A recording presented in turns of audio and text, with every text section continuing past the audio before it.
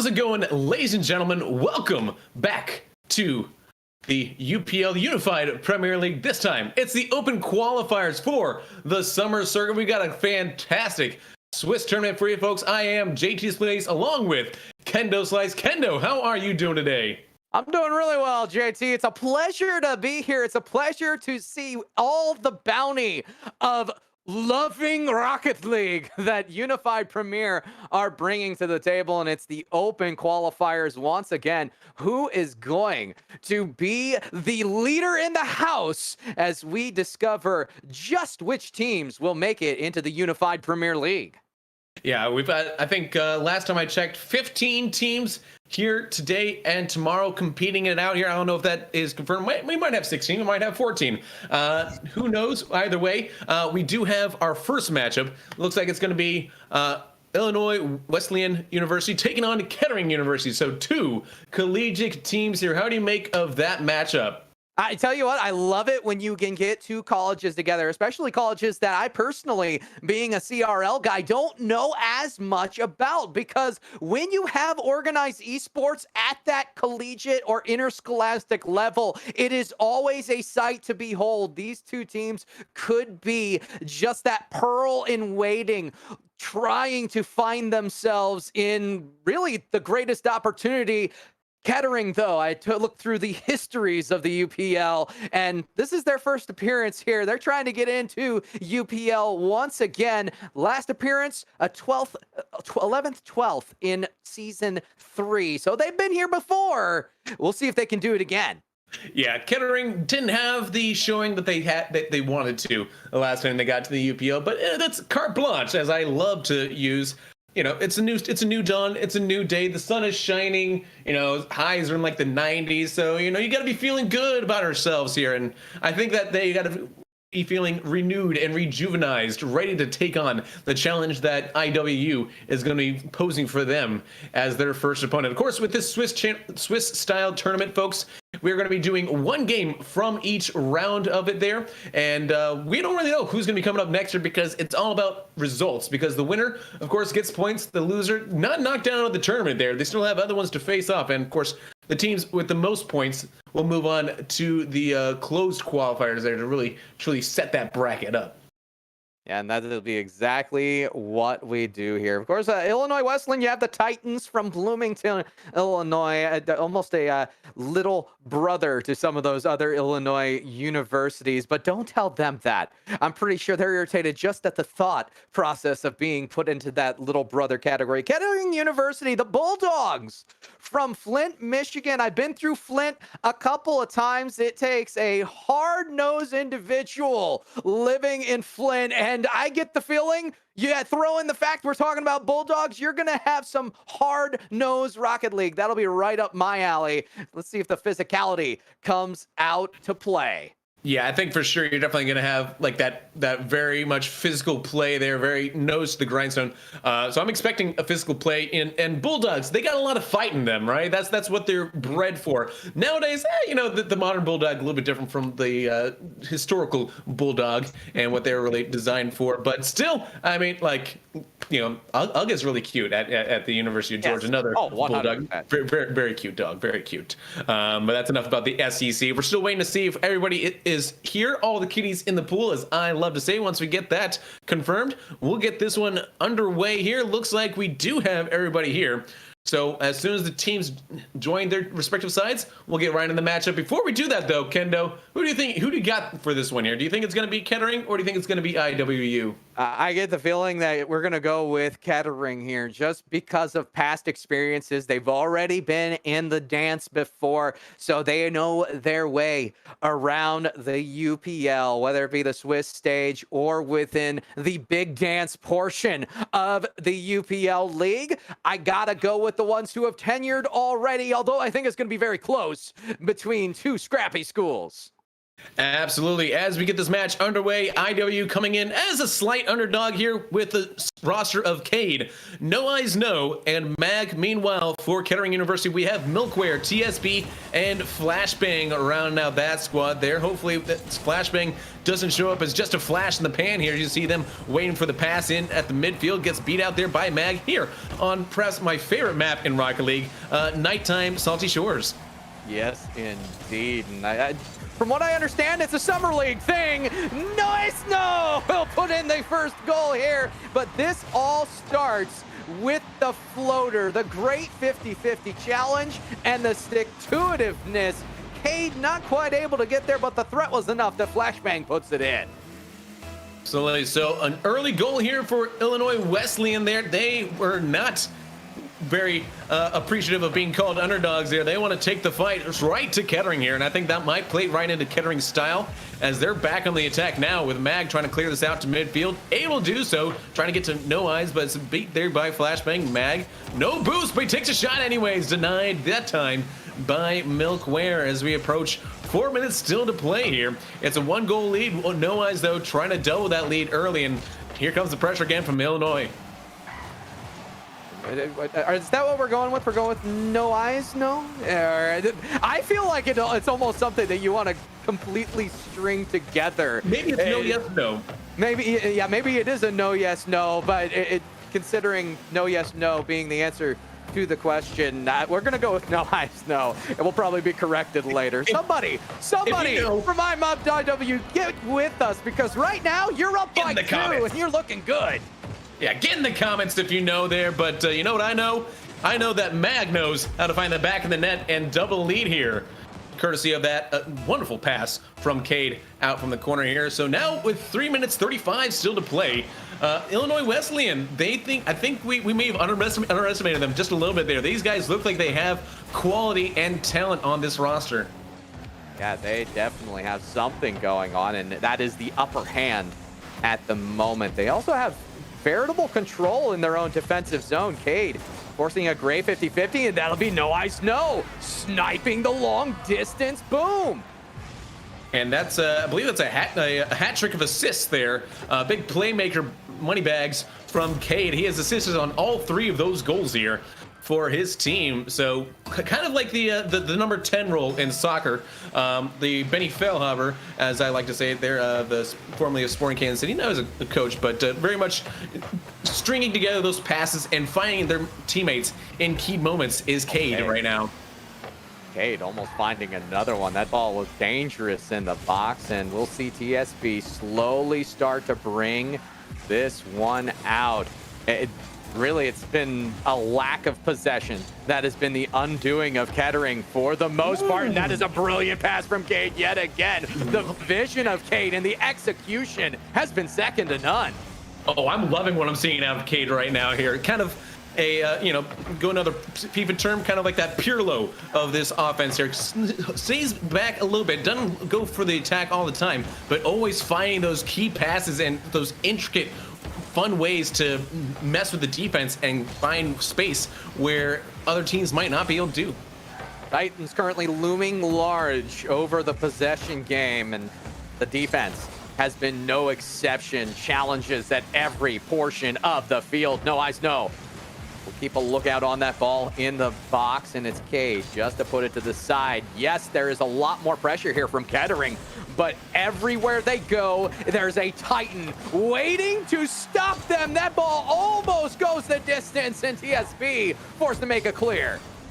And another shot here from Flashbang, denied once again by Cade with the Savior medal as well. Cade is just all over this matchup right now. 3 assists, 3 saves, only a single shot. Don't matter, because this offense, I think, runs through Cade. If you are Kettering University, you're going to try to find everything you can to keep Cade from making more of an impact on this matchup here. If not in game 1, then certainly I think that's what they need to work on in game number 2, as we still have a minute 20 left to go here in game 1. But that 3-0 lead is kind of looking very untenable for Kettering to try to mount a comeback from.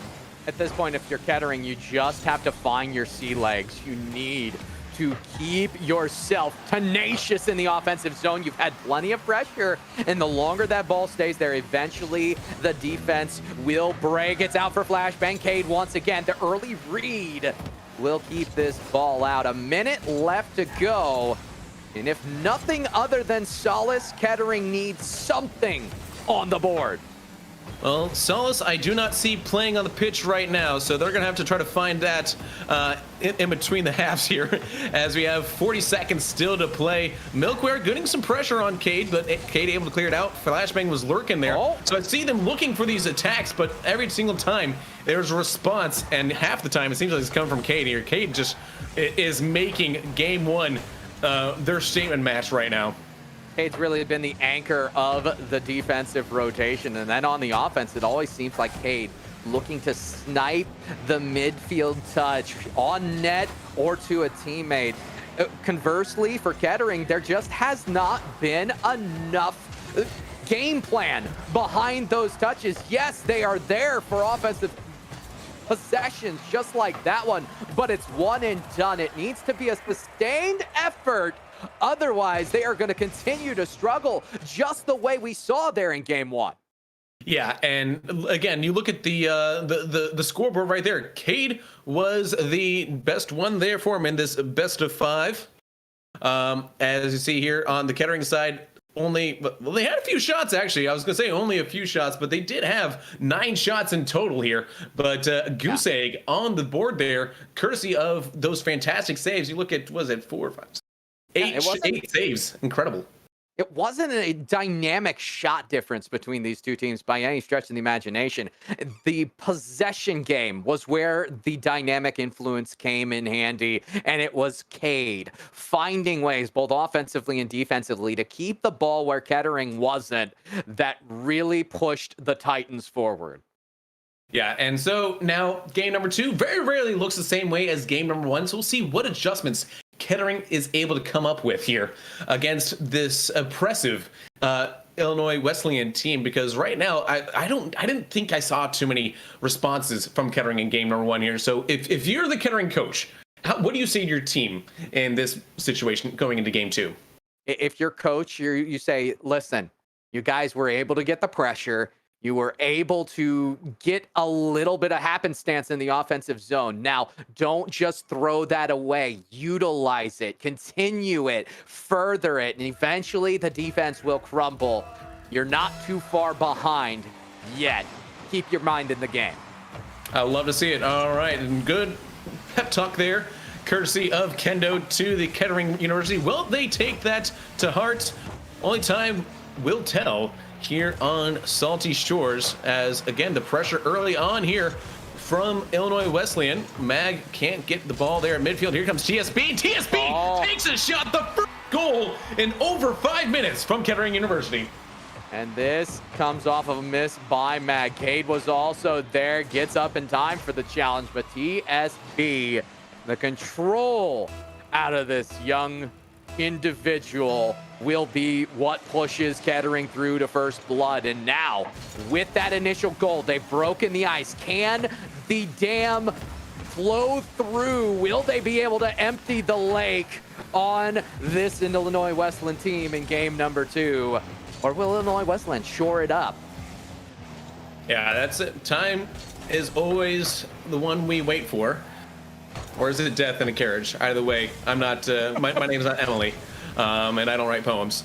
But back to the match here. 4 minutes still to play. An early lead for Kettering, as you see them continue the pressure on the blue half of the field here. Milkware trying to get this one in front of No Eyes. Gets demo on the No Eyes, but can't get the ball. Flashbang able to recuperate at midfield, though. But No Eyes off the respawn, able to get that shot down in. And looking for the rebound, but was not there. Cade finds the pass, and oh, No Eyes! That was a good pass there. Expected goal, but No Eyes with the mop and bucket says, listen, I don't care about your expected goal averages here. I care about actual goals, and I'll find that second pass from Cade here and get it in for the equalizer. The misdirection, the shots not necessarily on to set defenders, but misdirected off of backboards or sidewalls go so far. They eke out the initial touch. They create a higher percentage shot on, and they execute to a T. And now it is a tie game. A minute and a half in to game number 2. TSB and Kettering look to lick the wounds yet again, but they are on the back foot very firmly. TSB again able to get the defensive stop, but they're in a rough spot as Cade will pull through and bring this all the way into the corner. Chance off the ceiling. Plays it across, but once again, you're seeing them slow down possession in the offensive zone, Illinois Wesleyan, and that is exactly what they want to do. Cultivate more resources taken away in the offense to really starve out Kettering getting into their own offensive push. Yeah, absolutely. As we take a look here, it's back in the Kettering side of the field there. Popped up by Milkware, able to find Flashbang for the counterattack opportunity. Cade is going to cover this, though, and manages to get in the way of the pass out to TSB. Noah's no now. Looking for the counterattack opportunity. Good stoppage there by Milkware to allow his team some time to get back in defense. But again, these pressure from Illinois Wesleyan. We'll see if it continues. Here's Mag, who has had a quiet game so far. See if they can find a way into the back of the net themselves. Cade looking for the shot opportunity. Didn't have the boost, but I like where the ideas are coming from. There's always seems to be some sort of idea on how to manage and maintain possession and turn it into an opportunity of attack. Speaking of opportunity, Flashbang was so close on that one. You could see Kettering moving the ball up very slowly. They took advantage of 50-50s. They took advantage of boost possession, but now they are the ones being taken advantage of outside of a quick sweep across by TSB. This game is no longer pulled punches. These two teams are going at it full throttle. Oh, they are. Here comes a full throttle shot. No eyes, no, finding that tiny spot behind the defender on the goal. He thought that he had it covered, TSB, but no, a small crack in the armor, and it's 2-1 now. Illinois Wesleyan with a minute 35 left to play. And off the kickoff, it will be Kettering University. They need to take priority here. They do not want to go down again. That 50-50, very favorable, but Mag, defensively steadfast, will find Cade. It's dangerous in the box. No, his Snow will not be able to get in time. Milkware just able to keep that clear out of harm's way. And it's back to the drawing board with 70 seconds to go. They haven't been able to establish enough offensive presence, and it's just seeming to start for Illinois Wesleyan. Yeah, and this is just a really... It feels like the scoreline is closer than the style of play has been at times. Because Illinois Wesleyan, when they string together passes, they just look almost unbeatable at times. Whereas Kettering, they haven't found that consistency together to gel yet. And here comes another shot, a hat trick now from No Eyes No off the backboard here, 3-1. You can almost say that the difference has been the pass plays. You're seeing Illinois Wesleyan finding each other at every stage of the field, whether it be offensive bangers from the slot or outlet passes, just like that transition play. They have been out team playing Kettering University, and at this point, desperation's going to start to set in. 30 seconds to go. Flashbang will get this up in the box. Milkware is there, but No Eyes No will continue to be that block on the defensive end that keeps the ball out. Milkware, we're not able to get by Cade. And this one, only 10 to go. Having to go the distance and 2 goals to score. This one's pretty much in the bag. And it's going to be a 2-game lead now as soon as this ball touches the ground. And if Rule 0 is to be enforced, it will not be. Illinois Wesleyan takes a 2-game lead. And that is going to mean match point going into game 3. So the question for you, Kendo, is this going to be a sweep? And are the chat going to get their brooms out here? Or could we try to see Kettering try to summon the Murb, as I like to say, and find that reverse sweep? See, I feel bad because I go in, I'm hyping up Kettering. It's maybe a return to form. They haven't found their form yet in this series, so it might be a rough start for the Bulldogs. That being said, The ingredients are there. You still have plenty of offensive potential when you're able to get there. Your defense at times has been able to quell the Illinois Wesleyan spots in the offensive zone. The problem is they are just not finding each other, and the solo effort is not going to be enough to be a team. You cannot take on Illinois Wesleyan in a 3-on-1. And we do have confirmation on the name from that we've been struggling over here. It's actually No E Snow. No, he's no. No E Snow. So basically, I called it right the first time. All right, hey, listen, I'll take the ball. I'm wrong. When I'm wrong, I'm wrong. However, you also called Kettering to win this one, and right now they are down 2 games. So, you know, we'll call it a draw here. But apologies for the mispronunciation. No E's No, who has been the goal-scoring linchpin for this team, but TSB is going to be the first one to get the goal for Kettering here in game number 3. Well, we called for the pass plays, and that is exactly what we get. Out of the midfield is Melkware, and TSB live in the slot, able to beat this Illinois Wesleyan squad when they were not. A couple of outlet passes just like that. I get the feeling you can find an empty net, and TSB going to be looking for another. It's going to be flashbang. Lofts this one high, still dangerous in the box, and Melkware unable to get there in time. A mag there with the cover, looking for No East No to try to clear it out. Can't get around Flashbang this time, who's again not had the game that I expected from Flashbang. I expect with a name like that he might be more of a dynamic player and find more of those goals, but I think most of those goals have been from TSB, from this Kettering side here. When they've come through, most of them have come through TSB, so we'll see if that they can rely on the hot hand of TSB to come through and secure game number 3 for them, because they need it, because that shot from Mag was looking mag dangerous, but Milkware able to cover it, and Milkware right off it, takes it from one end to the other. Cade has to step up and make a stop so quick.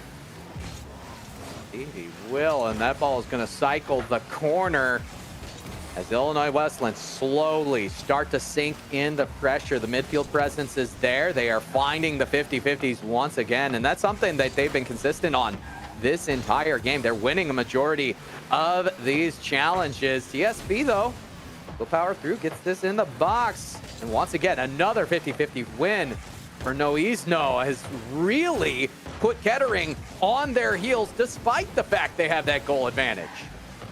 Yeah, and I'm liking the aggression from Kettering. You know, when you're down and not out, you got to be aggressive. You got to say, listen, we can't worry about our defense right now, because right now for us, the best defense is a good offense and keeping them pinned back in their own half of the field there. A good shot there was saved by Mag that time, but again, the pressure's coming in from Kettering, and this is something that we have not seen from them in the first 2 games, so I like the change of pace. You throw in the fact that Cade throwing out the physical plays, almost getting the double tap as well on the aerial antics. They find each other again. Brilliant pass plays have been the name of the game, and Illinois Wesleyan tie us up.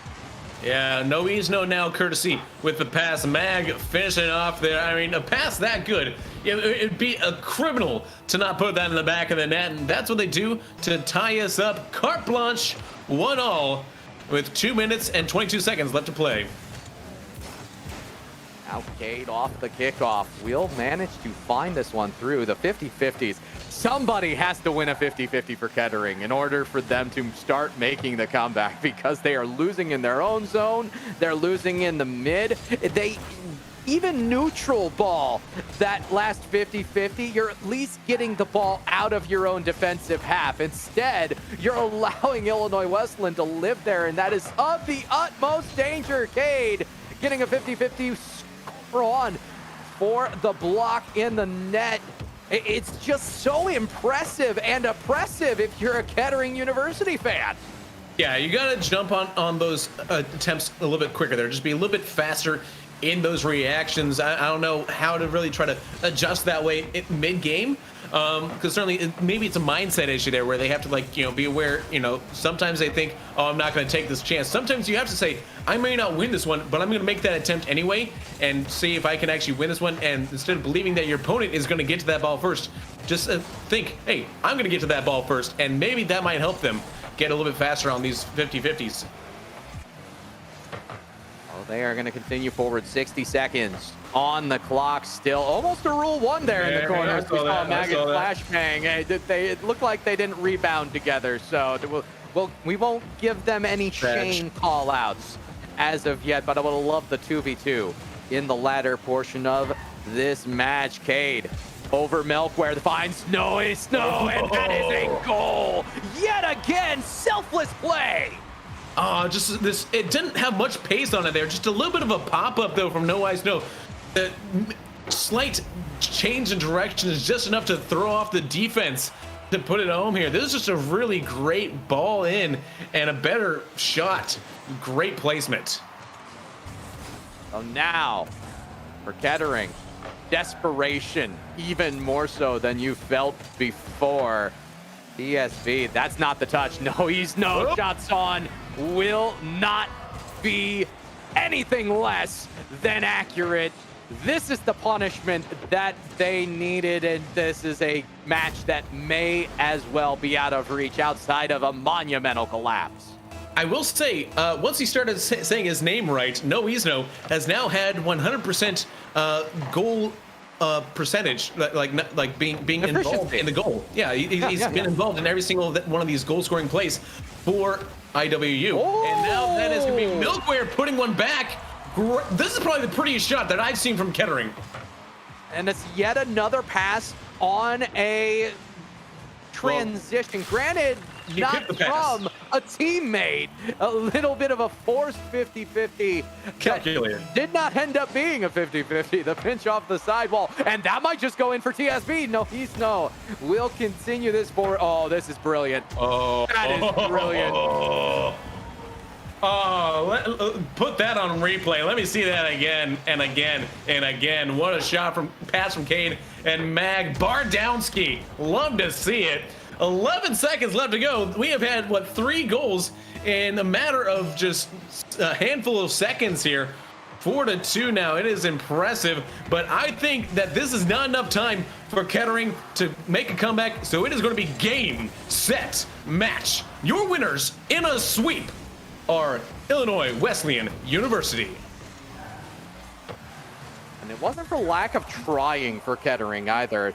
They do actually outshoot them here in game number 3. Do Kettering 9 shots to the 8. Excuse me. There was 7, and now there's 8 at the very end. So you get the garbage time shots. But they were the ones with a majority of the pressure. They were able to keep things in their offensive zone. The problem was, and you can culminate it all in one single play, JT.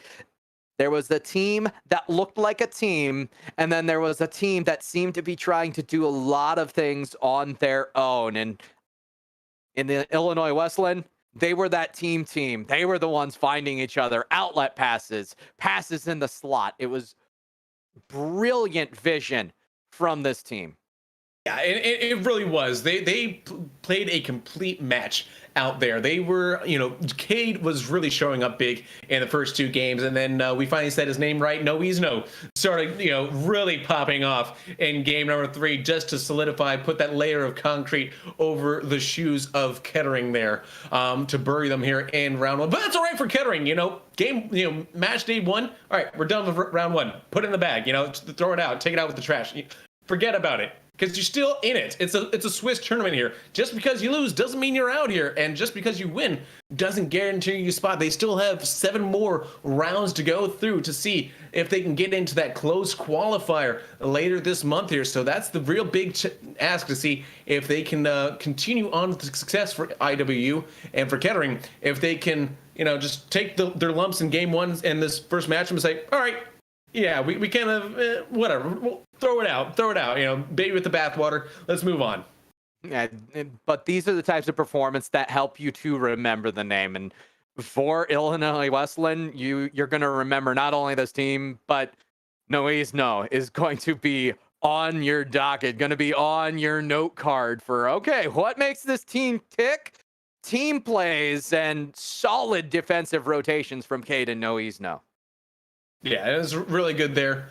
That's a really good here. I think we're going to take a brief break, folks, while we figure out how the rest of first round went. When we come back, we will have more Rocket League Open qualifiers here on Unified Live for the Unified Premier League.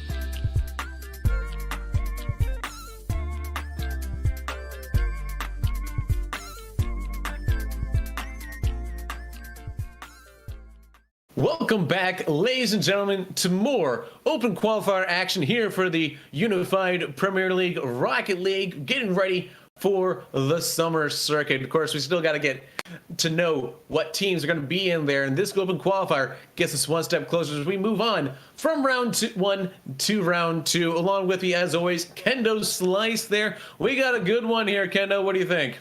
Yeah, we do. Escape Velocity going to be going up against Virtual. And for me, Escape Velocity, they jump off the page. This is a smattering of high-level collegiate talent on this roster. Matt from King University, Wild Cherry from Kennesaw State University, and then you throw in JK Foshizzle from Winthrop. That is a really, really interesting dynamic team. And if they can pull some of the pass plays together and show us a little bit of cohesion, they may just run the table. Yeah, I've seen certainly JK Foshizzle, and like earlier this week, in fact, I saw him in the end of the spring circuit for UPL, but he's back again with a new team here. See how he gels and coheses, shall you say, with Escape Velocity. Meanwhile, Virtual, not to be outspoken there, they do have some talent there as well. Ufofo, Paxer, and Kirby, with an E, not an I there, folks. So to me, I think that Kirby could be the X factor on this squad here. Certainly might know how to absorb the pressure on his and turn it into his opponents. Similarly like the little round pink guy does. Yeah, and these guys, I believe Unfofo and Paxer are two players that play together quite often. In fact, as I'm going through, I'm seeing okay, we might be able to dig a little bit further here. I'm digging. These two play together regularly, so Kirby, I definitely agree, will most likely be the X factor on this squad. How well can you be that third man playing with two very familiar teammates? Yeah, that to me, I think it's going to be kind of three knowns versus two knowns and an unknown type thing. So could Virtual look outmatched in this reality? Hard to say. Escape Velocity, you said they're kind of, in your mind, your heavy favorites here. But Virtual, I mean, I think that's the difference between virtual reality and physical reality. There is that you can be anything you want in virtual reality. There, they might just take upon themselves a little bit of Ready Player One action there, and become the best versions of themselves right here on the pitch. Because it looks like we do have everybody in the lobby, so whenever they are ready, we might be able to get this in, round two underway.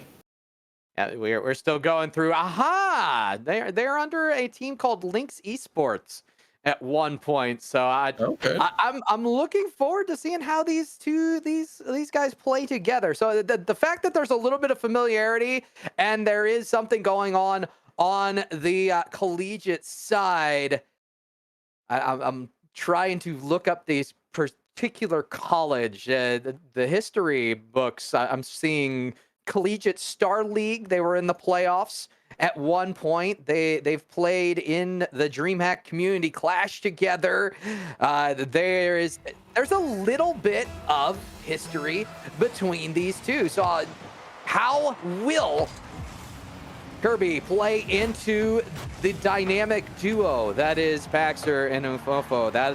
That will be where we go from here. As for on the other side, Wild Cherry, Matt, and JK Foshizzle, I know them on an individual basis. I don't see them play together very often, but usually when you get just random collegiate guys together, they do play fairly well. Already, though, Paxer and Unfofo showing that team dynamic. Yeah, and it looks like we have two Dominuses on the field here as well. You don't see Dominus as often as a card selection anymore. It seems like most people are choosing that Stocktane hitbox anymore, but should be interesting to see how that plays off. Two of them on the one of them on each side, I believe here, but should be very interesting. I think of course, DreamHack, you mentioned that earlier, certainly nothing to be sniffed at. I think DreamHack, we all know, it's one of the most prestigious LAN events around, and I'm excited to see when DreamHack's return as well. I can't wait for that. I am in complete agreement, but of course, we're talking about the unified Premier League that is going forward. Paxter's going to score one, interrupt my thought, but local area tournaments are starting to start up yet again, and I'm not sure how much I should cross promote, but Unified backing some pretty interesting stuff coming up in July. They are, yeah. They've got one just in my backyard here, the Sporting KC LAN. I believe that's the 9th and 10th of July, and then they got one in Nebraska as well at the Nebraska State Fair, State Games, excuse me, at the end of July as well. So already 2 big LAN events being promoted by Unified, and I'm excited to see how those ones go. I think it's going to be a lot of fun, but of course this will still be doing doing virtually, and virtually so far it's going to be virtual that has the lead. I worked it in there.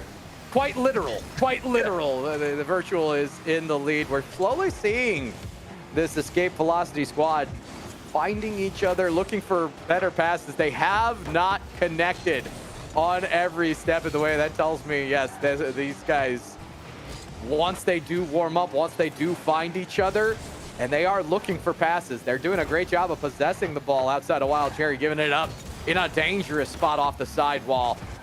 But as they have possession, they're really taking away and they're stymieing Virtual's possession on the pitch. But Virtual, by no means a slouch. They are going to be given their all. Here's Kirby.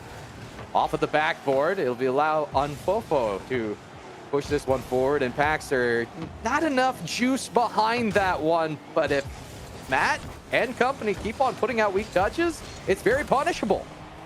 It is, and Unfofo called into action that time, gets demoed, but made a great save.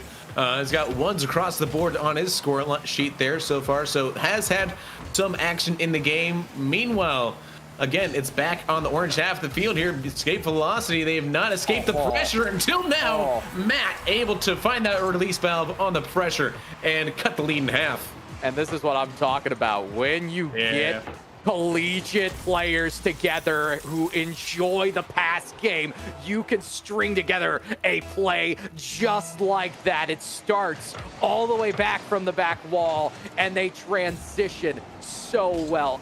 Excellent play to cut the lead in half. We'll need to see more of it, though, if they want to turn this game around. Yeah, absolutely. I think that Escape Velocity has to end themselves to find an equalizer here. It's the matter of whether or not Virtual will allow them back into the game here. You know, how many mistakes will Virtual get? A double commit's not going to help him that time, but Kirby able to bail out his teammates on this occasion. But the pressure here from Matt, looking for Escape Velocity's second goal of the game. A shot from Wild Cherry, denied on the goal line by Unfofo. Now we're starting to see them slow down the possessions in the offensive zone. They're trying to possess more of the ball and really stymie the time of possession for Virtual, and that's exactly where they need to be. They're keeping it, working the corners, side to side, and Kirby very apt to break that up by utilizing the corner themselves. This is a good push forward. It's going to utilize the wall. JK Foshizzle able to break in on that. Gets another 50-50 for the effort. It's going to be dangerous in the box and forces a back foot save by Kirby. Not done yet. Matt from the slot will score. We're deuces wild. Yeah, Kirby here almost got wrong way the first shot, but not fast enough to get to the second shot from Matt. And we are tied up at 2 apiece with just over a minute left to play here. And now Virtual, they had a good lead, but you know what I always say about a 2-goal lead. It's the most dangerous lead in esports, so just because you think it's a good lead, you don't know about nothing, you know? Yeah, it could very easily diminish itself. And that is exactly what has happened. You Escape Velocity, they have lifted off, and they have their Escape Velocity. We will see if they can take this game to the moon as we approach closer to what may be the promised land of content. The big save on the goal line will keep things all knotted up, but Escape Velocity are looming in the midfield. Yeah, really good pressure from them, but come back the other way now for Virtual. They've had the lead. They know how to score goals on this escape velocity team. I think they just need one more, though, as time ticks down. We could see overtime unless escape velocity has one last push here. It's going to be cleared out by Kirby. Is there enough time on the clock? No, we will have overtime. And I was a little bit worried there. Kirby has been the back end anchor for Virtual, but I feel like it needs to be more of a team effort. You're seeing them stall themselves out in the midfield and almost overthink some of their chances. Ball movement needs to be fluid, and when they are keeping it fluidly moving, escape velocity have not been reacting quite as well as they would like. So a very dangerous circumstance there in the first 25 seconds. A weird touch will be played on. Paxer just managing to keep it out, but Wild Cherry will get the shot on, swept away by Kirby. It's an action-packed first 30 seconds in the overtime. Yeah, and here comes Wild Cherry lurking, but Paxer makes the save off the backboard. It's going to go into the corner now. Kirby to recover it, looking to find Ufofo down to Paxer here. And like you said, Kirby has kind of been what we expected from him, that X factor, that third man. Not always the forefront of the attack, but here comes Ufofo, gets past his opponent, and shows off the Hot Wheels to win the overtime for Virtual. This is going to be quite the series. Only 4 shots is all they need to win in overtime. Conversely, escape velocity, despite the fact that, yes, the first minute they went down very early, they controlled a majority of the possession in game number 1. They continued to hem Virtual in their own zone. And yes, while they forced the overtime, they could take a lot of solace. They could take a lot of hope in knowing that their offense works. The defense needs to correct itself. Yeah, I mean, escape velocity, they absolutely can be potent in attack. That's, I think, what they really all liked about each other there, is that they all know how to score goals. And you want to score goals. You know, if you score more goals than your opponent, you typically win the game. But you kind of, the other half of that is you got to know how to save the goals as well. And that one, they weren't able, they got a little misshapen defensively in that overtime there. So look to see them try to tune that up here and get a little bit sharper on the defensive end of things, I would hope, if we want to see a game 5 here in round 2. But we're going to go down to game number 2 here, which is kicking off right now. And Wild Cherry off the kickoff, going to have a double tap opportunity. It will be left for Matt, who's going to put this wide. Of course, Wild Cherry, if you don't know, there have been a lot of players who play with a thematic car. Wild Cherry, one of the pioneers of that. He has been the mariachi man since the very beginning, always sporting that mariachi hat. And like for me as well, like as far as, you know, Wild Cherry, it's also my favorite Pepsi flavor. So, you know, he's got that going for him as well. I'm a more of a vanilla Coke guy, but JK Foshisel knows that this is all nonsense. There's game time, and Matt, JK Foshizzle, the team play, they mean business.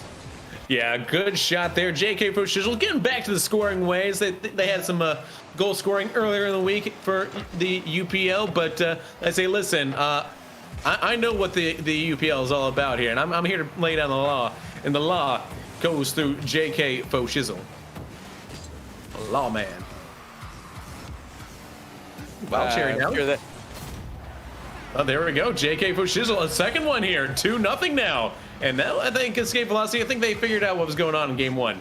I think JK Foshizzle has found the yin and yang of this squad that is escape velocity. They've managed to find multiple times passes in the midfield, and off the kickoff yet again, JK Foshizzle is the one who's really pushing things forward. I love what we're seeing from escape velocity. They haven't really been tested defensively as of yet in the first minute. So if they can continue this midfield pressure, you know, the best defense, it's a stellar offense. Don't even let them sniff the offensive zone. Yeah, I mean, like, it's like they turned it on with a light switch, just gone flick, and all of a sudden the goals come pouring in here for escape velocity. They had a sustained pressure. Now they're back on the defensive end here, and they have to make a good clear by Wild Cherry, able to do that. But that was a good significant amount of time on the backboard of Virtual here. Virtual, they have not really smelled a good shot opportunity yet here in game number 2.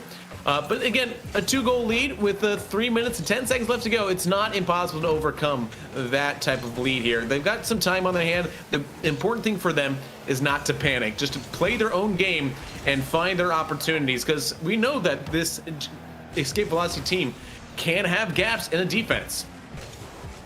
Yes, they can, and it hasn't shown itself as much in game number 2. And credit to Matt, credit to JK Foshizzle. It seems like everywhere the ball goes, one of those two seem to be on it very quickly. It's going to be a ball drop for Wild Cherry, brings it right on back to the corner. And at this point, it's not necessarily about those stellar offensive chances. It's about just keeping the possession out of dangerous circumstances. Unfofo going to find Kirby on a quick drive back the other way. A pass attempt that's going to be broken up by Matt in the midfield.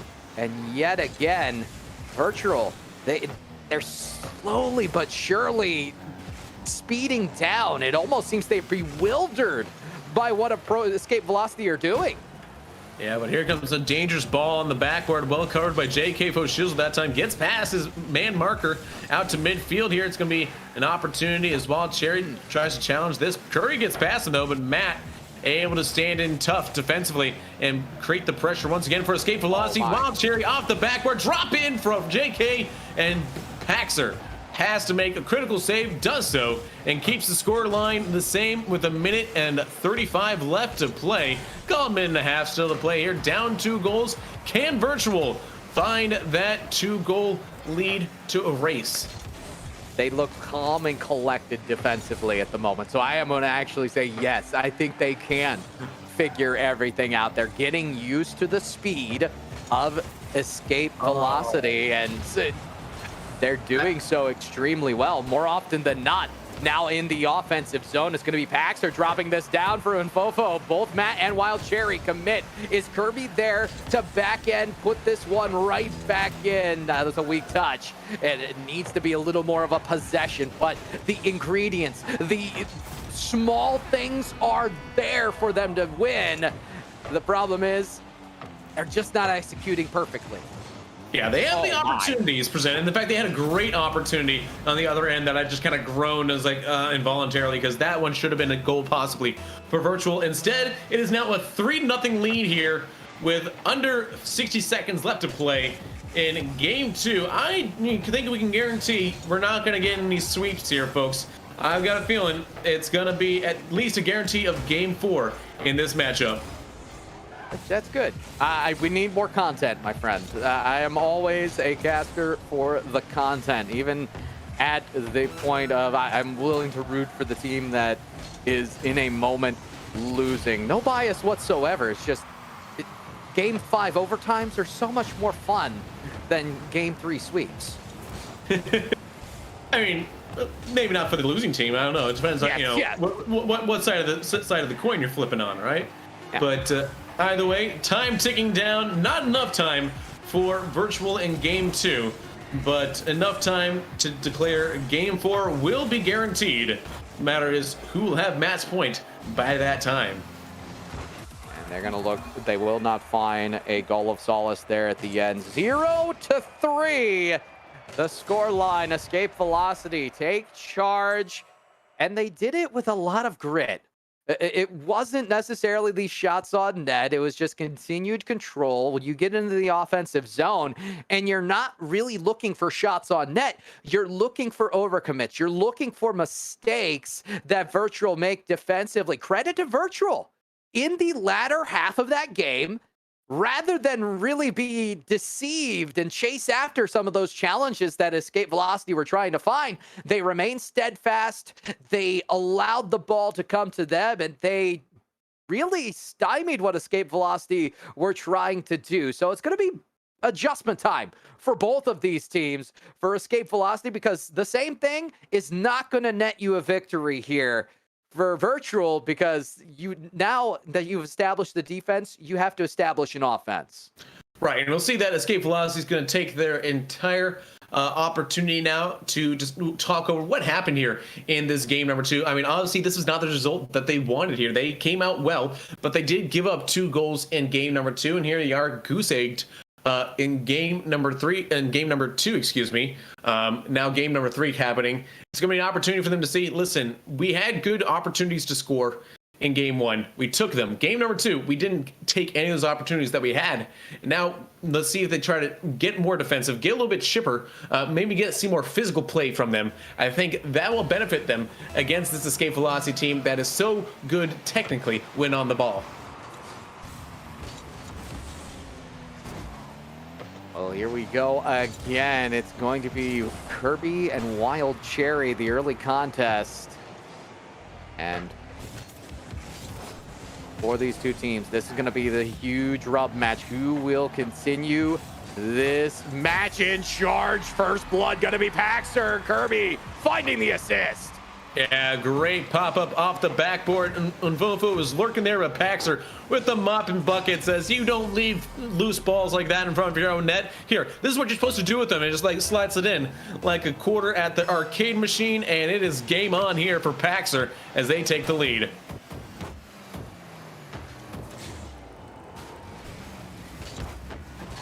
Be a high lofted touch that Unfofo will play out quickly, and they are finding really good transition game as the breakout right now for this virtual squad has been stellar. Unfofo quick through the touch, will not need it though, as that'll be immediately sent away by Matt, and Kirby there to work the corner. That is a chance. Can Kirby stay with it? Floats with it. 1-2. It's dangerous in the box. Oh. And Matt sweeping it away at the very last moment. Incredible save there from Matt. Paxer with another shot. Wild Cherry able to clear it this time. Opportunity turns defense into offense, but Kirby tries to stop that attack before it begins here. Paxer, good interception there. He's got an open net to look at, but Wild Cherry able to intercept here. Well, teammate lurking on the goal line that time.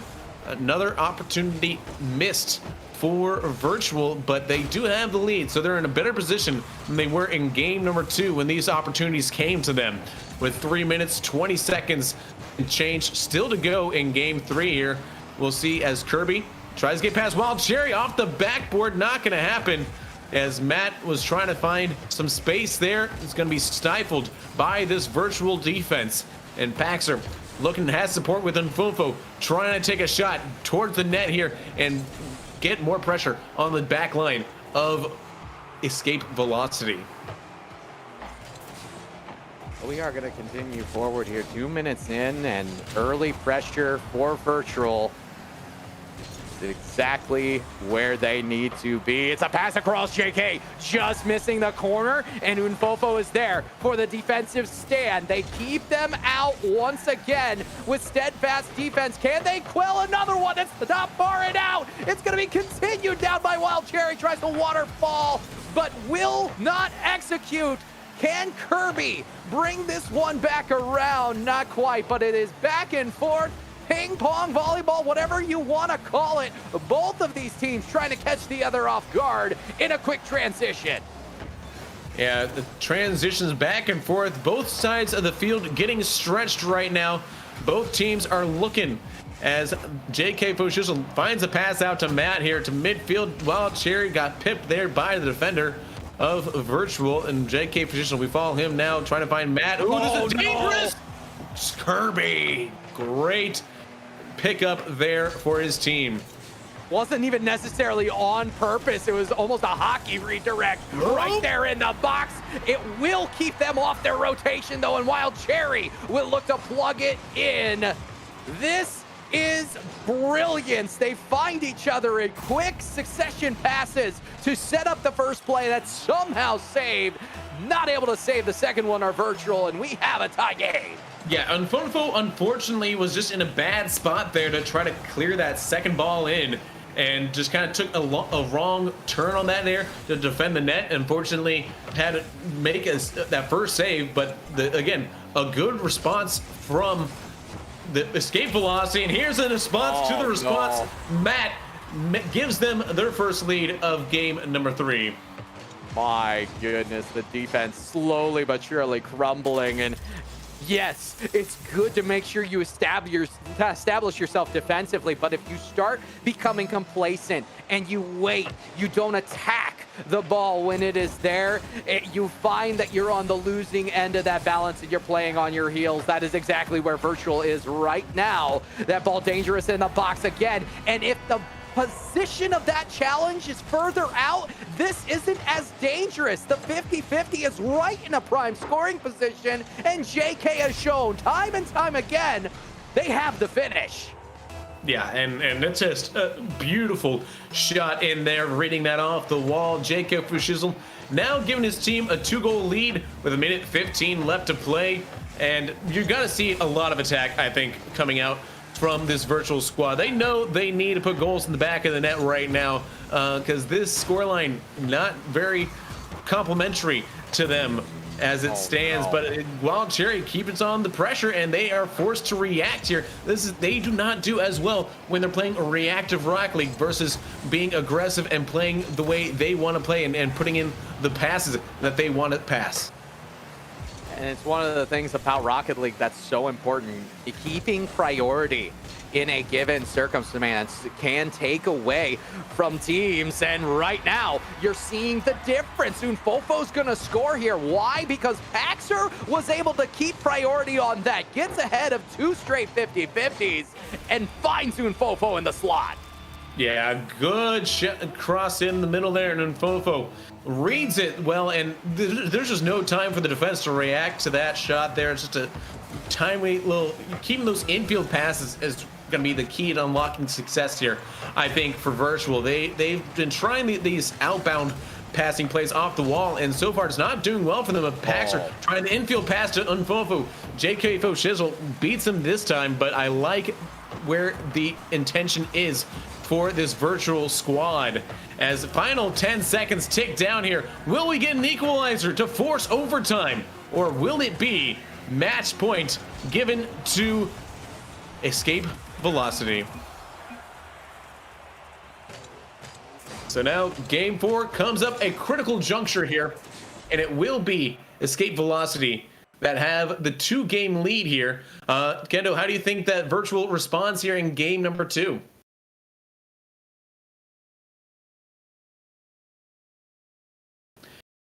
Kendo, we might have lost you there, but that's right. Escape Velocity, again, it's a critical game here for them. They do take the game number 3 here. You see a goal from each one of those players here, JK Fushizzle, Wild Cherry, and Matt, all getting on that score line here. Virtual, we saw a goal from Paxer and Unfofo, but Kirby coming in with an assist and 3 saves was necessary there. I think we need to see a little bit more defensively here from Virtual to really impress upon us that they mean business here, but we will see if they can in game number 4, because it's going to be a tough one with Escape Velocity being as oppressive as they have been. Okay, I think we actually have me back now. I apologize. Are you good? Yeah, we had a power spike here. I have a battery backup, but it basically took just about everything down for a second. And yeah, fun stuff. Of course, you already know the weather out in Kansas was a little bit rough yesterday, and Yeah. transformers in the area. Go figure. So I apologize, everybody, for the work there. What was the question? Go ahead. Oh, the question was, what is the escape velocity of an unladen swallow? Because right now they have the lead. Kirby. Kirby, all right. So, and how does Kirby unlock that escape velocity for this Virtual team? You just have to know the right music, my friend. It goes like this. Da, da, da, da, da. But we go to game number 4. It's Virtual going to try to find their way back into this one, and oh my.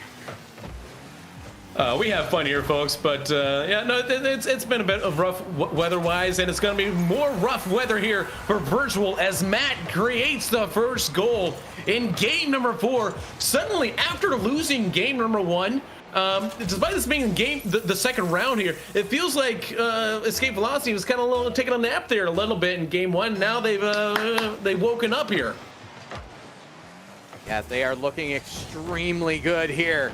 And they are hoping for more, as that is a shot on Kirby, not able to get through Wild Cherry, but it's still a chance they were able to sustain, and that really is the issue that we've been struggling with through this entire series. There just has not been enough sustain behind the virtual offense. If they had one extra touch here or there, I think it would lead to a goal. The problem is they're not getting it. Yeah, and I think right now, like, Virtual knows that their backs are up against the wall in this Swiss round number 2, so which means they are not eliminated if they lose here, but nobody wants to lose, right? Nobody wants to lose, so they know that they have to do everything in their power to be aggressive. You know, maybe they haven't been, it's been a very relatively clean match between these two. You know, they're giving each other space. I need to see some demos from Virtual. I would love to see some demos from Virtual, because really anything can change their fortune. They need to take this escape velocity squad off of their rotations. And Kirby, that's not the touch, my friend. You're putting it right back in the danger zone for Matt. Yeah, and Matt now doubling the lead here. Matt has been kind of on fire in this game. 2 goals already. So it kind of makes sense that he's holding out with that moniker Captain Clutch in this one, because right now this is a clutch moment for Escape Velocity. And they've shown they are up to the task, but Kirby, no, denied. Oh, what a save that was from Escape Velocity, escaping that scary situation with their 2-goal lead intact. Yep, but we will continue forward, and Virtual are looking for blood. The sense of desperation, they are playing with it right now. That's an open net for Wild Cherry, and Paxer cannot get back in time. An easy walk up and Escape Velocity. They've gone beyond the moon. They're on their way to Mars. Yeah, and a good pass here from JK Fushizzle to set that up here for Wild Cherry. A 3-goal lead, very impressive here.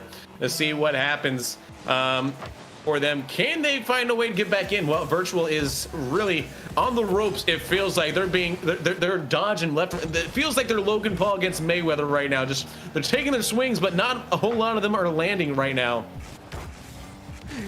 Indeed, my friend. And boy, really? This is gonna go in for Unfofo. I was baffled there for a moment. Weak touch by JK Fushizzle, forced out of them. But Unfofo with the long distance snipe, this may be a change of the fortune, a change of momentum that Virtual needs. And I think that's exactly what they need. They need a little bit of a kick in the pants there. Sometimes the best kick in the pants is to score a goal after getting goose eggs for so long. With they've got some time on their hands as well. Just over 2 minutes still to play here in Game 4.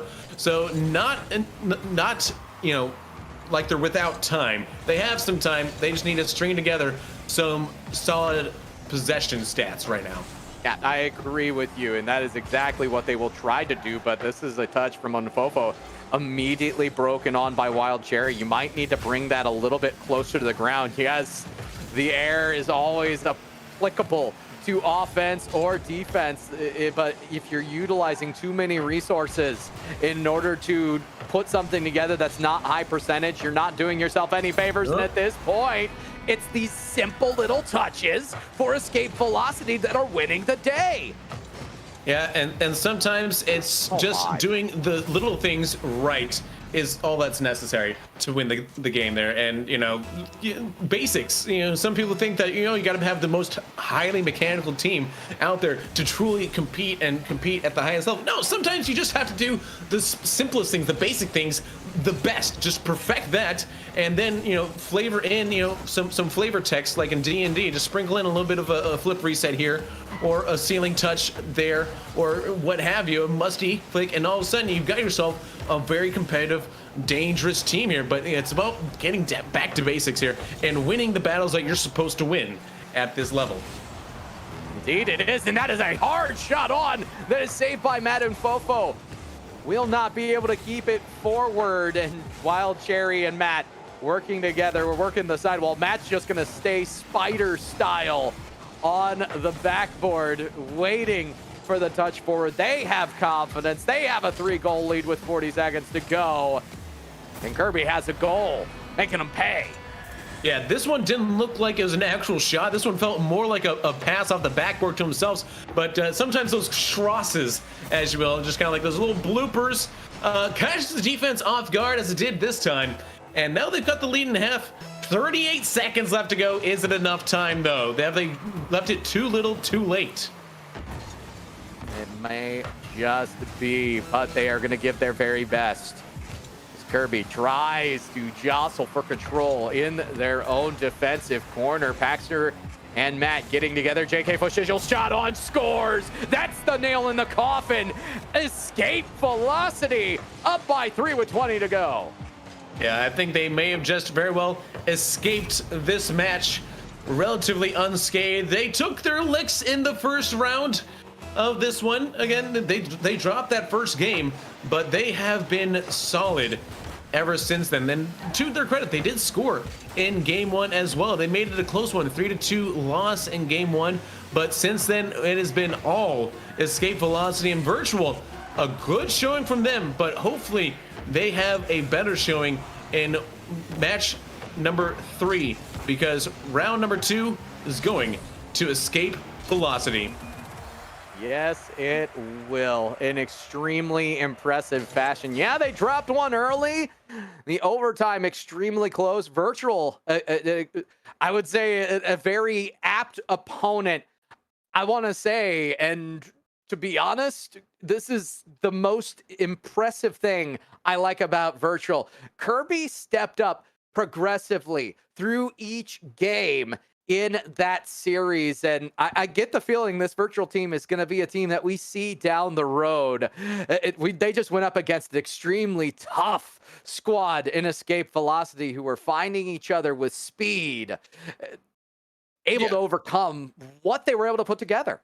Yeah, and yeah, to the credit for Virtual, it's not like they were ever completely got their doors blown off them. Excuse me. Yeah. So they were never out of the match there. They just weren't able to overcome escape velocity, which, I mean, that's a lot of things in life that can't overcome that escape velocity. I mean, how many times do rockets kind of blow up in our face? Space is hard, guys.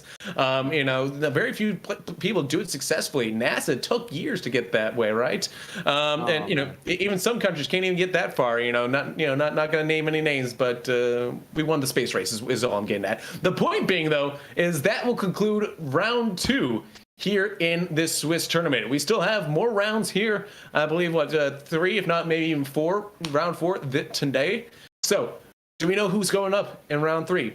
No, we don't. No, that's fine. That's fine though. When we come back though, we will tell you who we're going to be seeing in round number 3. Don't go anywhere. This is the Unified Premier League Open Qualifiers right here on twitch.tv/Unified Live.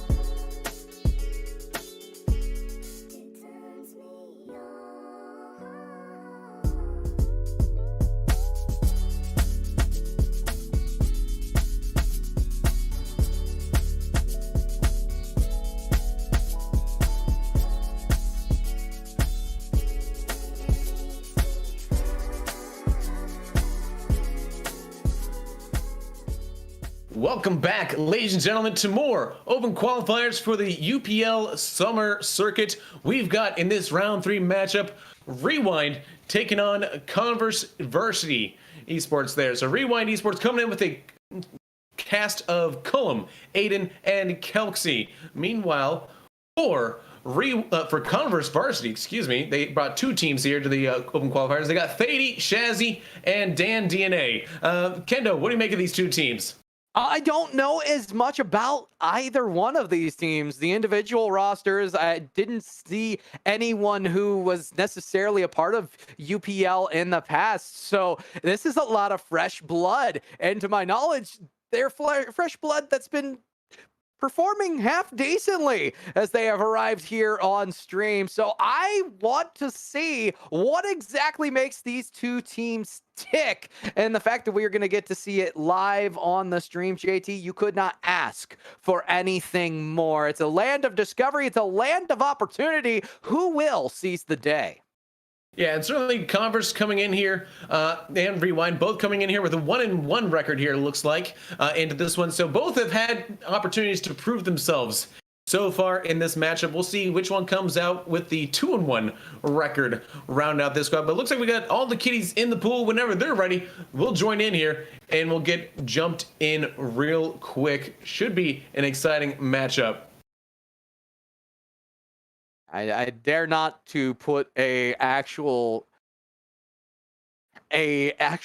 prediction on this match because, again, we don't quite know what to expect from these players, but we do know this: both teams have scrapped, both teams have won one, and both teams are looking for the better placement going into the second portion of this round 1 qualifier. And we will predict content here in this series. Rewind starting off with the early pressure. It's going to be tedious.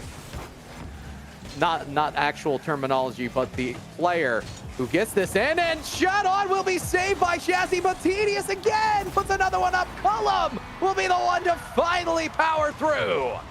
Yeah, and a good shot here from Rewind, and Cullum puts it in there, and wow, good placement, able to draw out the defender from that pass. And again, an early lead here. Tedious doing work here so far for Rewind.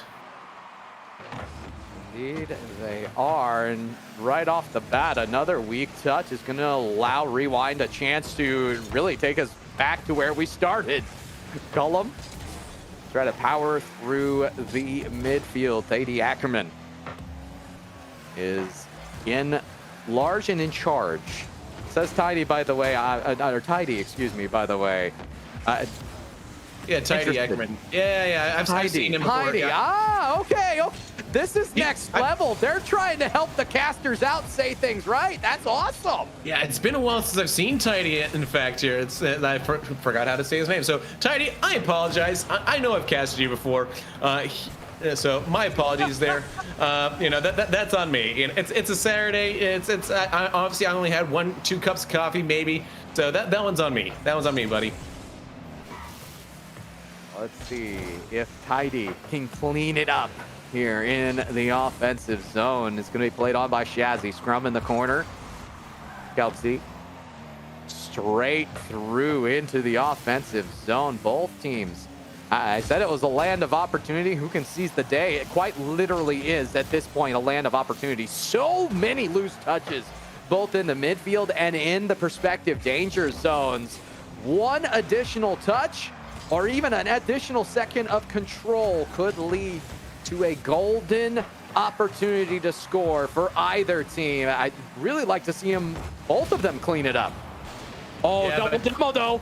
Yeah, I love what Tidy does off the ball here, creating pressure to try to clear up some space for Converse. They've been doing some good things with the ball here, Converse Esports, but so far they have not found a goal just yet. As Rusty gets pepped there by Cullum, who's trying to find a shot over for Kelxie. Kelxie sends it wide, and Rewind are not being kind to Converse early in this one as they maintain their 1-goal lead. Did they have their VODs a la carte though? That's kind of my question from there, since we're going with the reference. If I have to explain the reference, it wasn't. Like maybe they have the membership. You never know. You know. That extra popcorn, right? Or the free snacks. To the moon, my friend, to the moon. As we continue forward, it's Rusty. Tries to find the word down. There's still one blockbuster still left, all right? Yes, there is still one blockbuster left. We're hoping for a blockbuster here, though, on your screen between these two teams. And thus far, they've been fairly even. There hasn't been as much heat on the goal for Converse. It's been all rewind as they once again cycle through off of the crossbar and out. The offensive pressure, though, if it continues, may just be enough to break the will of Converse Varsity. Yeah, and that's what I like about the Swiss tournament bracket there, is that it really just kind of pits strength against strength there, you know, so it gives everybody an opportunity to really try to find a winner for their team. And you know that I think is really what makes it a unique opportunity here in this Over Qualifier, is both these teams, like I said, they took their licks, they've won a match, they've lost a match, and it's an opportunity now to see if they can continue as Tidy continues this demo play for Converse. And honestly, if this keeps up for Converse, I like this physicality here. Tidy, is it Tidy or is it Woody? Because right now that is all demo, and Tidy gets a goal finally. It's not Tidy anymore, it's a goal, cleaning up on aisle danger zone, and that is beautiful. Everyone getting involved.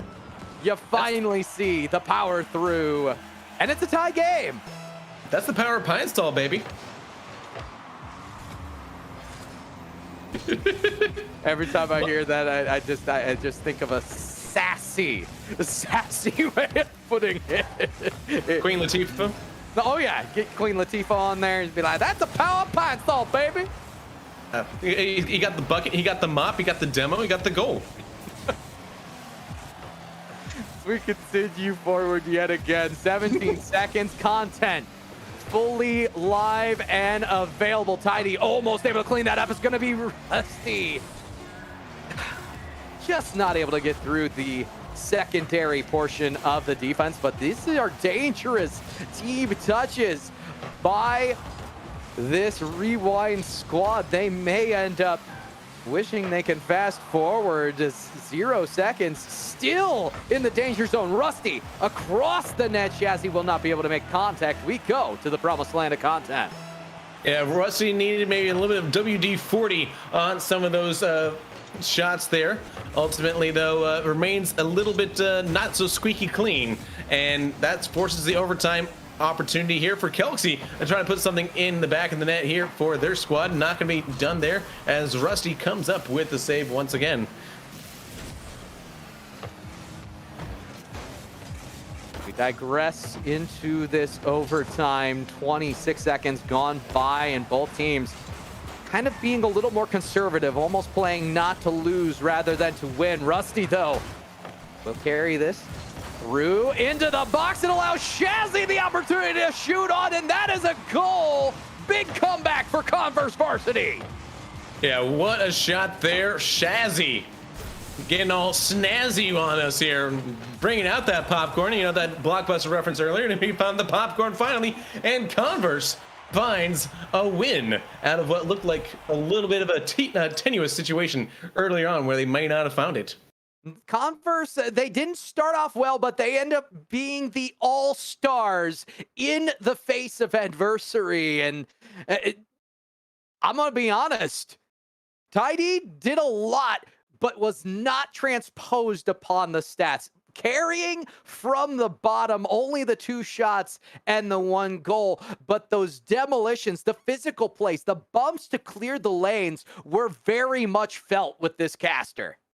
Yeah, and for me, I look at Rusty there for Converse here, because he was at top of the scoreboard, but not a single goal there. So what it tells me, maybe he was taking like inspiration from the Royals first base coach there and coaching up his team. If you want to Google that name, it does also begin with Rusty. I'll just say that much.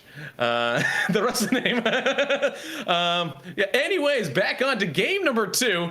We'll see if Rewind can find a game back here, or if Converse will continue and get their second game of the series.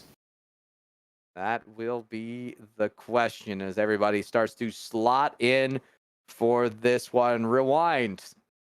They are going to see if they can start off with the priority yet again in game number 2. I know first blood in a match usually goes a long way. I forget what percentage of games are won by the team that manages to strike first. They end up coming in on the minority side of that statistic in game number 1. They will continue on into game number 2. Can they find the momentum that they had in the first game and push everything back on its head? Tedious missing out on what could have been a goal. And Tidy with help from Shazzy. This will be a ball in the box. Rusty plays it on. Over and through Tedious. The read, the doink. It's going to be in the danger zone. Does Tedious have another? No, it's a Tidy Ackerman cleanup. And they're looming. Rewind are definitely there. They just have not been on target. Yeah, Rewind will see what they can do as they have an attack they need to defend against. Kelxie does do it against Tidy, who was looking large and in charge right there as Tidy finds Shazzy. It was a calculated back pass that time, and now it's an opportunity for them to be back in the attack. Tidy makes it from downtown. Another zip code finds the goal. This ends up being a weak touch, no follow by Kelxie. You have to do just a tiny bit better than that, because when you have an opportunist like Tidy on the opposite side of the pitch, Tidy's gonna pick that up a majority of the time. So, first blood this time to Converse Varsity. Tedious, undaunted by it. It's a quick response. Yeah, good goal here from Tedious. Column sets him up on that 50, and Shaz, you can only just watch as that 50 led to a goal there. And we have a tie ball game. What we love to see. Love to see as content creators. 3 minutes and 55 seconds left to go. Rusty, though, trying to find something. The pressure was there, but Kelxie's able to maneuver it here. And now I think we're seeing an open end-to-end type battle between these two squads. The more it opens up, I think the more that Rewind are going to be able to find their legs here, but they need to make contact with the ball. Big disadvantage. Tedious will be covered by Cullum on the back end of that play, and then it's right back into the offensive zone. High off the bar. Chassis just able to keep it across. They managed to keep it away, but it's just by the skin of their teeth, and the ball is working its way side to side. There's no clear as of yet. So much pressure coming in. We get a 1-2-3. Do they have a follow? It's Shazzy. High, lofted, but not able to put it away. Nope, and it's now going to be an opportunity for Rewind to try to create some pressure, but Shazzy's there to swallow it, cover it up here.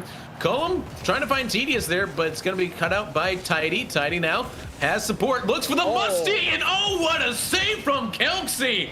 That raises the blood pressure up here. Rusty trying to find Tidy again off the backboard, and Rusty, a good pressure, consistent, and follow through, not there. It finally gets pushed into the orange half of the field. Both of these teams raising the bar on what defense means at any given time on the pitch, and Kelxie to be praised. We'll get another shot towards the net, but Tidy is there on the backboard, ready, waiting. This is going to be an inconvenient touch. Chassis almost recovers in time. Tidy, the recovery will be pushed away, and they are going to continue to hem them in their own zone. The ball knocking on the doorstep side to side of the pitch, but no one has opened it enough for there to be a goal until now it's Tidy. The catch, the shot, the score. Quick transition back. The caster's curse. I was going to say nobody's pinned their ears back and gone fully on the attack, but Tidy says, guys, listen.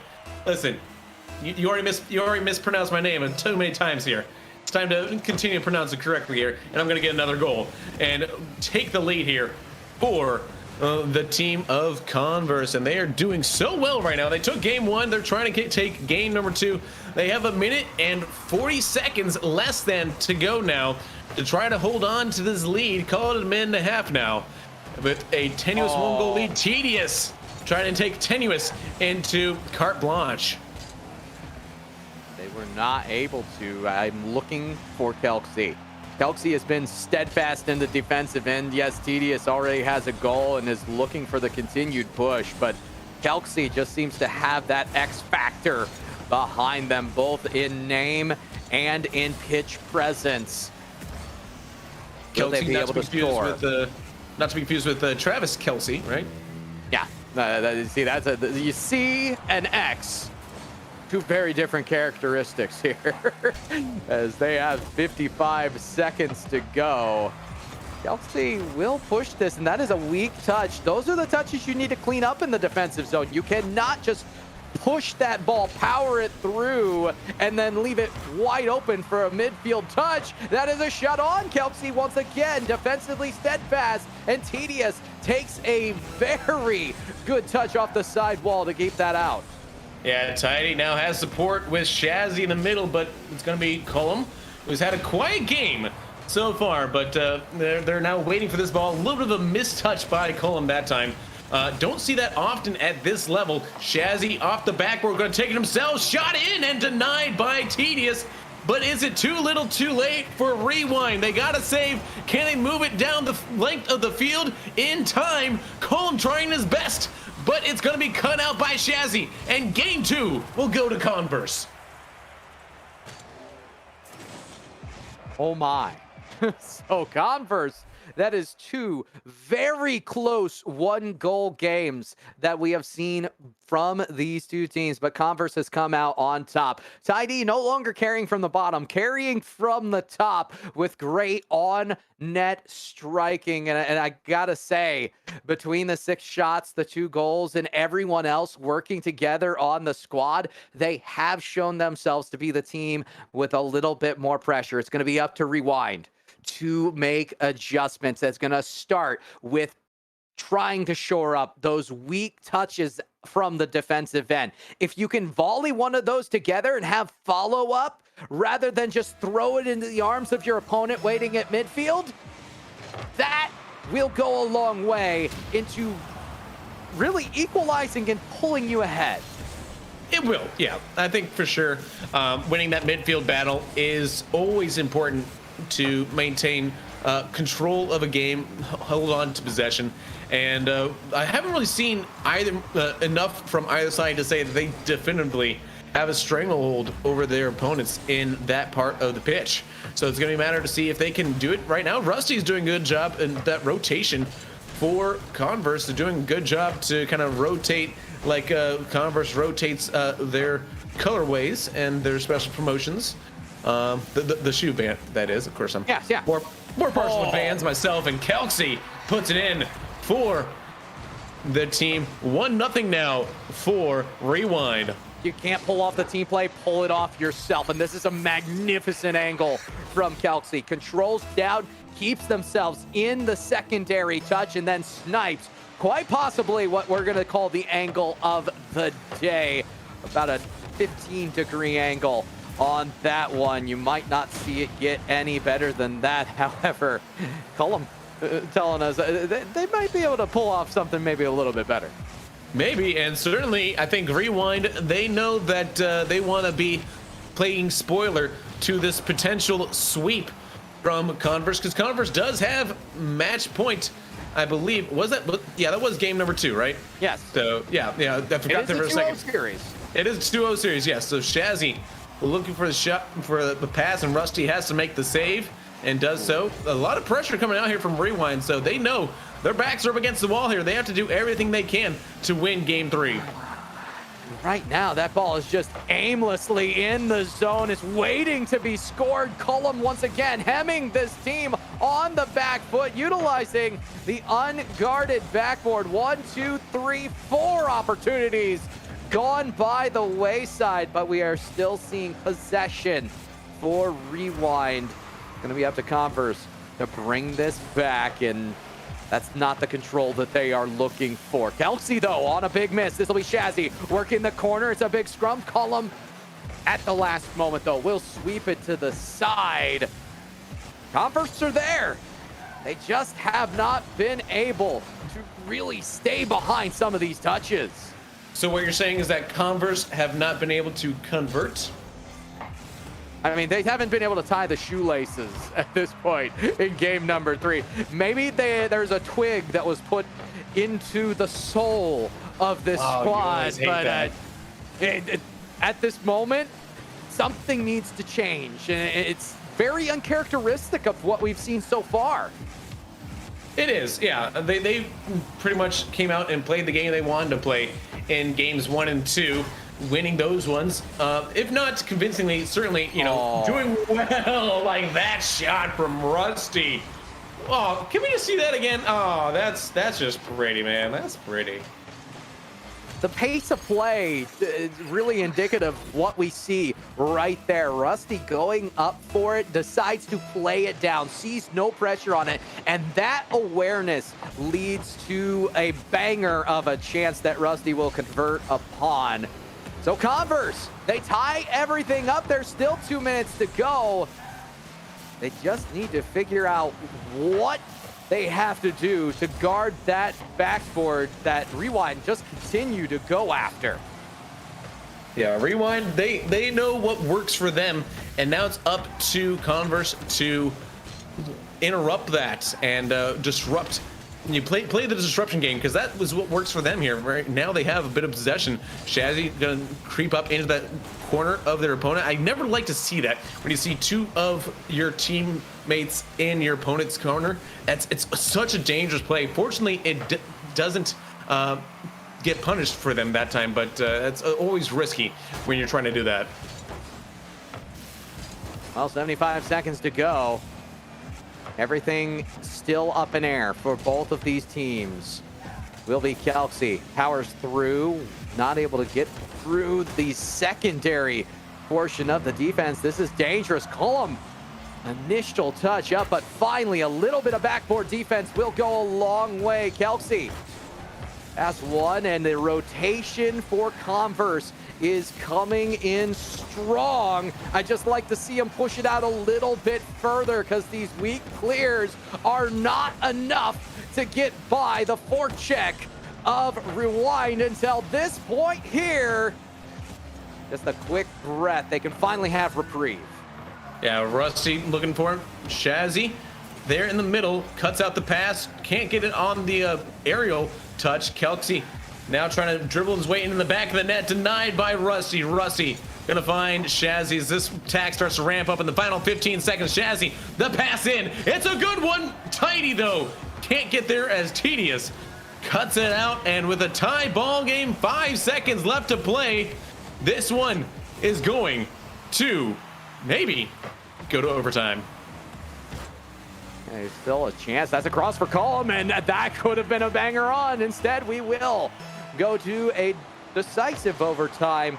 Will it be Rewind starting to bring it back, or will Converse Varsity punch their ticket to the 2-win zone in this Swiss round robin? Here is Tedious looking, seeking, trying to find a solo play. Column also the push up. They have continued to go to the backboard, but Converse have adjusted. They are now there defending it well, and it's really pushed the possession forward.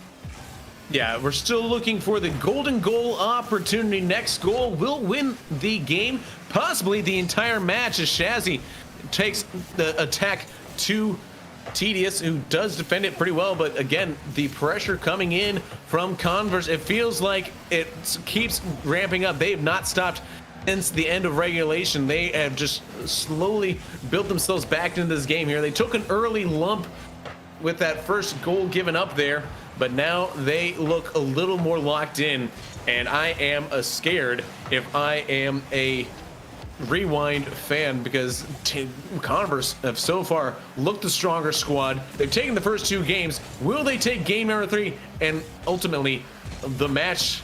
We'll find out here, because here they are once again attack. Rusty misses that, and it's a good miss, fortunately, for Rewind. But at the same time, there was a lot of flailing towards that possession. Just remaining calm, making sure that you get a touch is more important than the flancy flickeroony that was attempted there on net. This is going to be a waterfall down that Tidy almost able to get behind.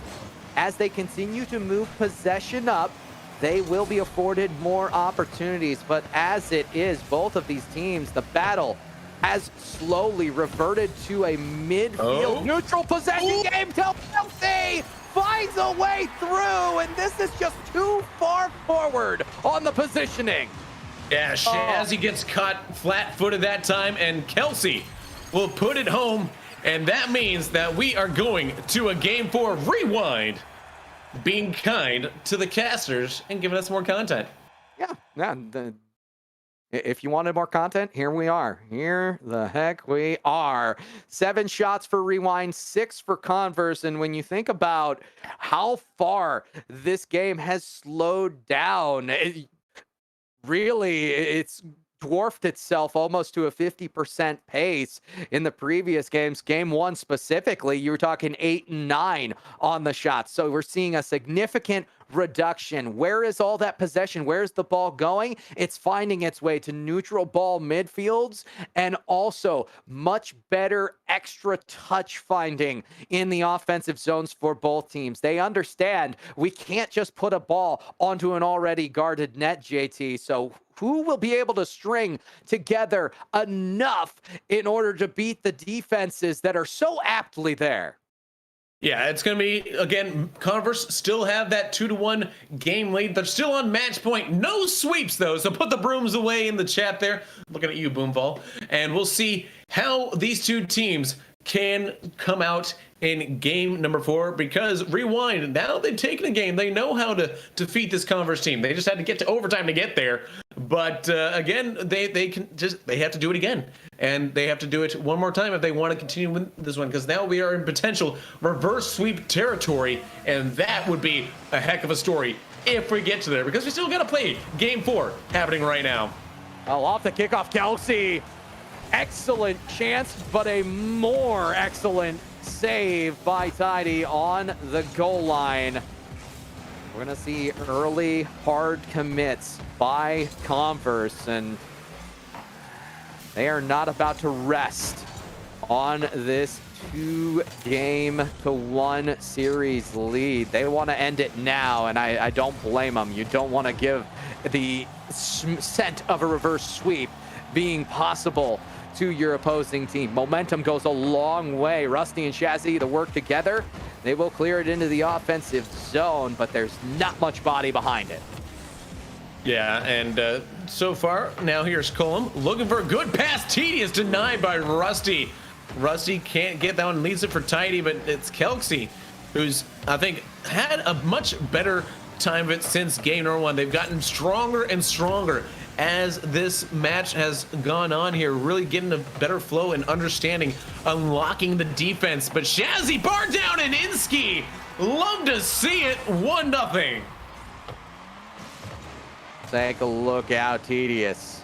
The primary sin right there, not able to follow the touch out, and it's really elementary, my dear JT. If you leave a ball high in the box, chances are someone's going to try to score it and expend a lot of boost in doing so. This time it's a conversion. Converse go up 1-0 early. Here's another one. Tedious might be able to get it back. It's dangerous. Shazzy will break across, though. Good backboard defense. And game and a half ago, that defense is not there. The adjustments coming in clutch.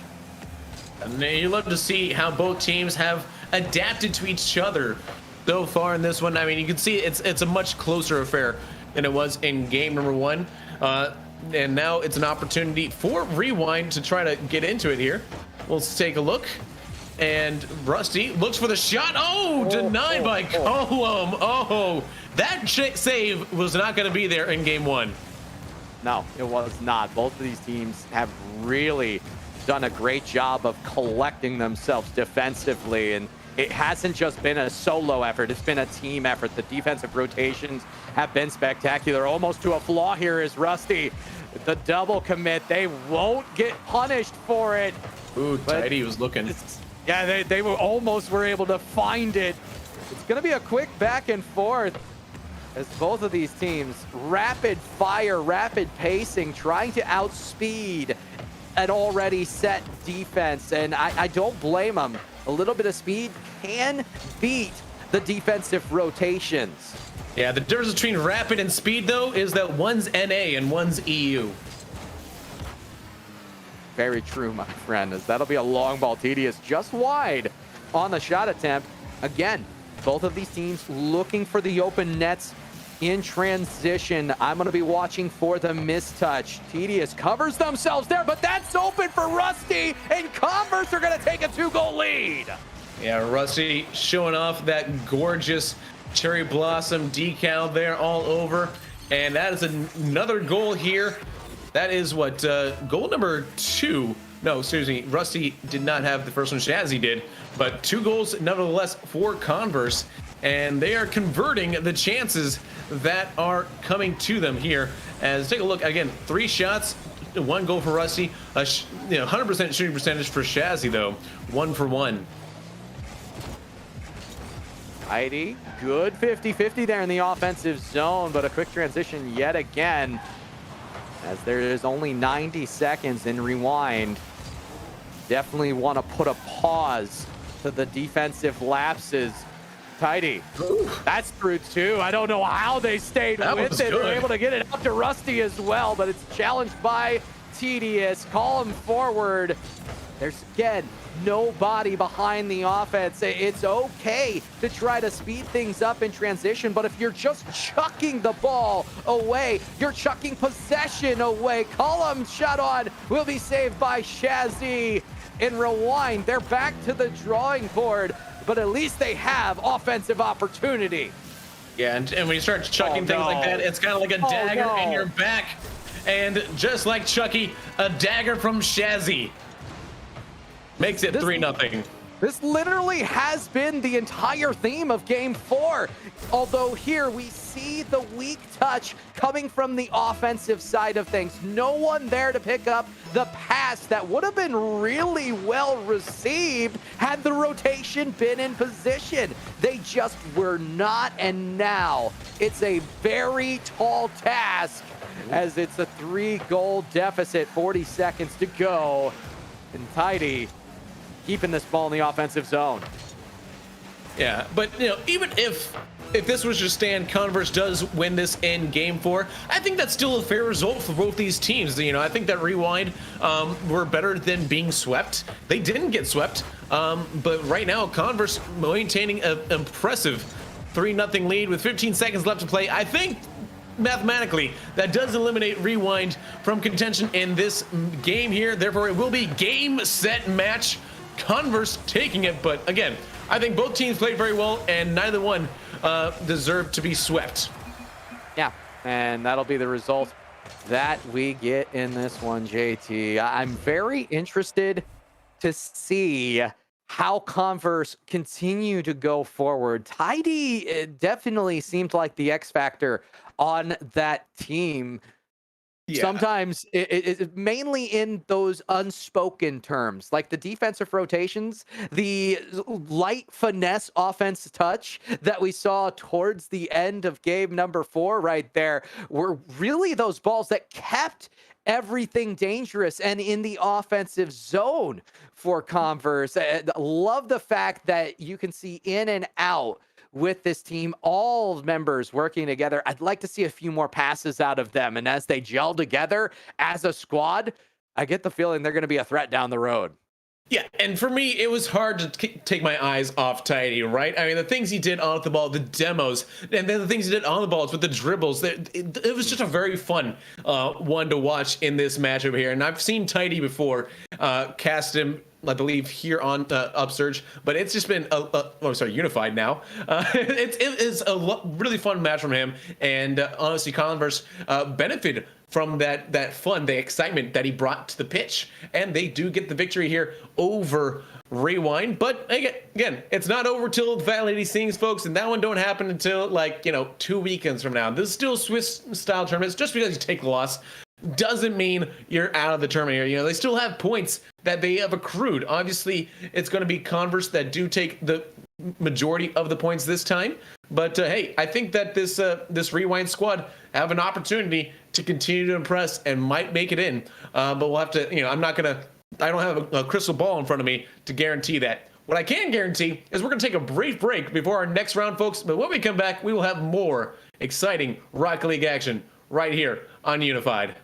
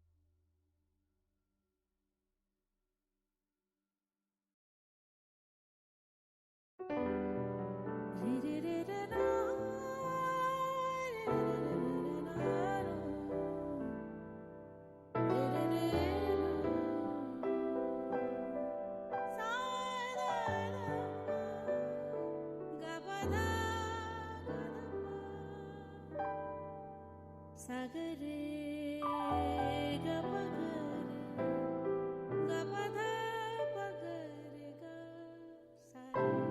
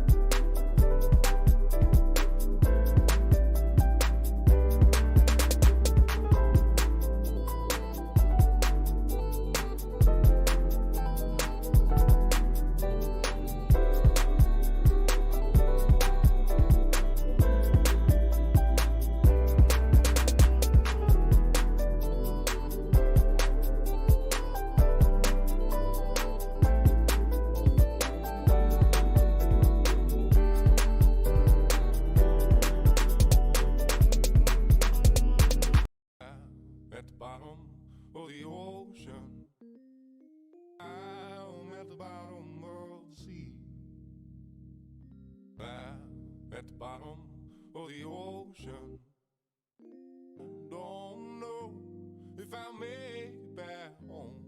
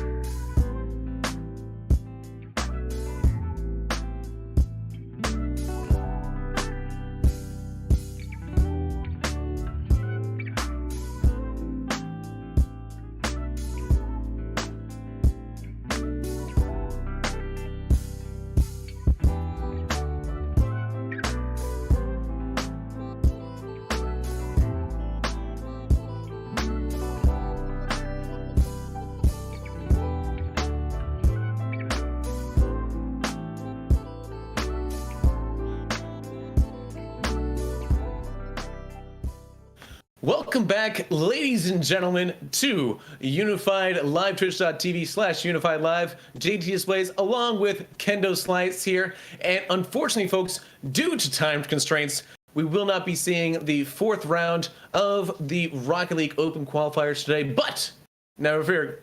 You know why, Kendo? Why? Oh, it's because we got Rainbow Six coming up right after this. Gonna take like a 3-minute break so we can get everything set up on their end there. But you guys got some killer casts, right? You know, have you heard these names before? Let me shoot at you. Maybe some Corbeck for you, right? Maybe some Infernosis, right? Get some good guys on the microphone there for y'all. How's that sound to you, Kendo? Oh, that sounds really good. I've always loved good casters.